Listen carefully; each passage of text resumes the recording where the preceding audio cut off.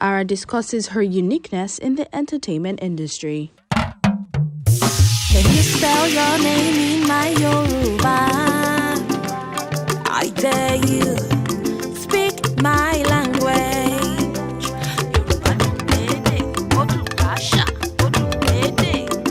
ARA Lola Olamuyiwa, commonly known by her stage name ARA, is a singer, entertainer, drummer, and the cultural ambassador of the Ooni of Ife. The singer, in an interview with HIPTV, discussed why she decided to use the talking drum as a tool to penetrate the entertainment industry. I would say that the drum chose me. Ayan Agalu chose me. I started playing drums from a very tender age of 5, but I started professionally, and I've been recognized for that in the last 23 years.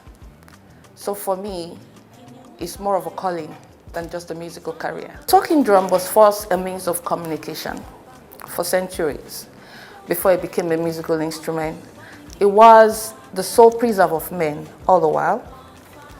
The Ayo family, definitely there will be females in the Ayo family who can play, but because tradition at the time did not permit them to be in the forefront, they were only allowed to perhaps play in the corners of the house, but most especially dance with the beautiful dance steps.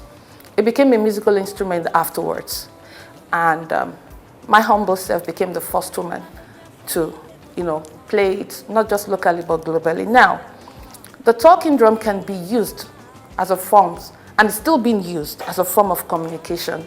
In the days of old, it was used to announce war between villages, between clans. It was used to announce the birth of a new child.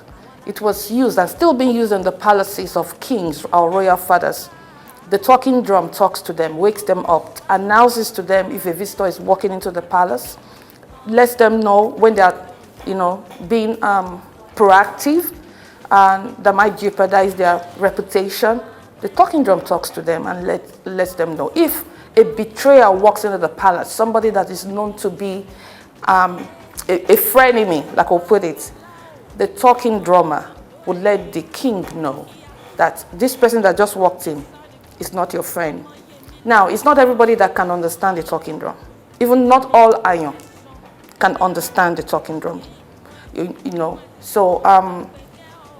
And it's not everything that a talking drum plays that even most Ayon understands. So we create our own sound. We create our own body of language, so to speak. For instance, one sentence or one beat or a rhythm could be translated into different things. You understand? So it is the player that would then understand. Don't get me wrong, a lot of the proverbs that have been played for years have become so popular that everybody can understand. But there is a spiritual aspect to the talking drum. I want to luti nikan lo le gbọ́. Kò sẹ́yà mìíràn bí Yorùbá. Being the foremost female talking drummer in Africa, ARA has traveled widely performing to Nigerian and international audiences alike and has shared the stage with renowned international acts. She shared her excitement on the global acceptance of African music. First and foremost, the Yoruba culture is the most popular culture out of Nigeria. And the acceptability of that makes it a lot easier. In terms of the musical instrument, the talking drum is the most prominent and the most popular traditional instrument of the Yoruba people of West Africa, Nigeria to be precise. Of course, other tribes have their own talking drum. I just got back from a tour of Spain, and I've been performing globally in the last 23 years. And I tell you that the love and acceptance rates of the talking drum and all the traditional instruments has been ongoing for years. But being the first female talking drummer, when a woman does something, there's always something unique and different about it. So I brought that uniqueness, to the forefront, and also knowing that talking drummers are usually backup instrumentalists, but here is a female being the first female to actually lead her own band. In 2004, Stevie Wonder featured me on one of his tracks on his album, A Time to Love album. The track I featured in was called If Your Love Cannot Be Moved.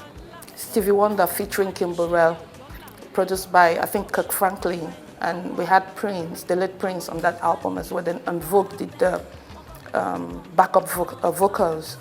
I played Iyailu, I played the talking drum, and I played the bata. So before me, there had been males who were doing this globally.